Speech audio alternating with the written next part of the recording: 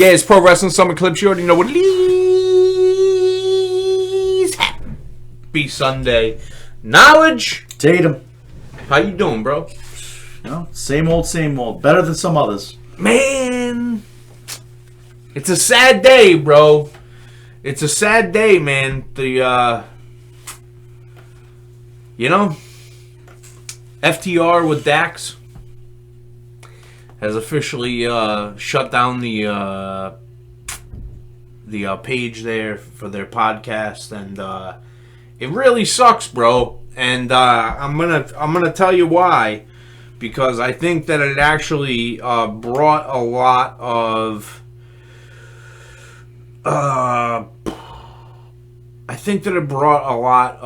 insight to what these guys experience from like a contract perspective and like their decision making and why they're making the decisions, and they're very transparent. And it really appeared like Dax was like being a genuine human being on his show, and I thought that it was nice to see a professional wrestler do that. And his gimmick is him. Like it's not a gimmick. Like that's actually him. Mm-hmm. So I think that little bit of insight to like let people know, like, hey, this is what we're dealing with, contract wise, and we're weighing our options, and it's a very serious thing, and like, his level of like gratitude for the fans, and I think that it was like a great way for him to be able to reach out and kind of be connect with the fans even more. But through according to him, he decided along with his partner Matt Kuhn to shut down the podcast because they were doing more harm to the wrestling business than good. I can't understand that. I don't See, understand that. Me fucking neither, but, right? And it's because a lot of the hate and a lot of the questions that he gets online about he's been vocal about CM Punk, and he's involved in AEW still, and that to me has a lot more to do with this, I think, than people online that are questioning what he's doing, questioning his viewpoints on certain things. I think this has a lot to do with the issues between CM Punk and AEW, and I think it's more of an idea of, hey, if we're going to try to mend fences here, we can't be picking sides, and you picked a side, we can't have you be vocal about that anymore. I think this is a means to an end to this is my conspiracy theory, it's a means to an end to a CM Punk return to AEW. A CM Punk to AEW confirmed, people. It's happening. Oh, I think it's happening too. I don't suspect that it's not going to happen. I don't think that he pulled the plug on the show. I think that there were probably some other factors involved. Some people maybe he did just sign a new contract. I'm not one to speculate.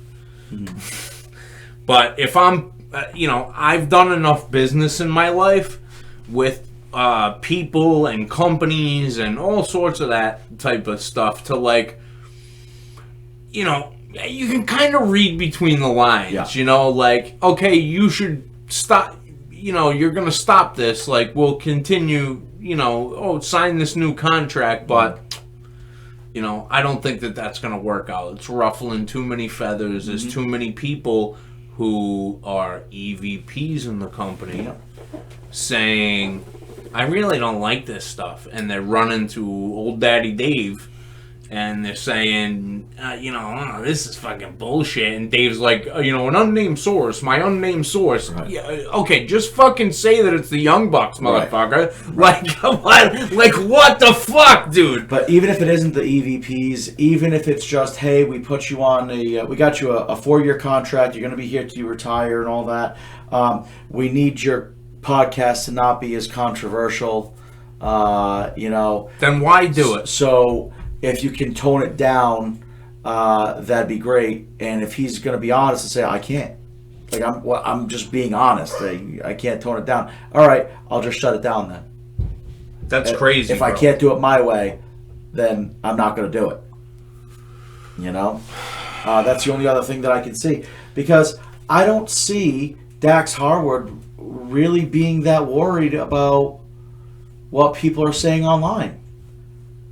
He's not doing a bunch of shoot interviews and stuff like that. He's being honest about his experiences in AEW and in New Japan and all these different places. What's so controversial about anything that he's done on that podcast? It's his opinion about other people, right? That they don't like, right? Because it looks like they're not being team players, because they're not on the side of the Young Bucks. And to be quite honest with you, it seems like FTR is like not interested in picking sides. We just want to work. Right. We'll work with you. We'll work with them. You know that we'll have good matches with everybody. We don't have a problem working with anybody. Mm-hmm. But I'm sure that from all reports, they have a problem working with Punk. Mm-hmm. And they've been pushing the CMFTR stuff. They've been. He has been critical of people that he's worked with at AEW. It's very possible that it's like, hey, you're here for another 4 years. You need to tone it down.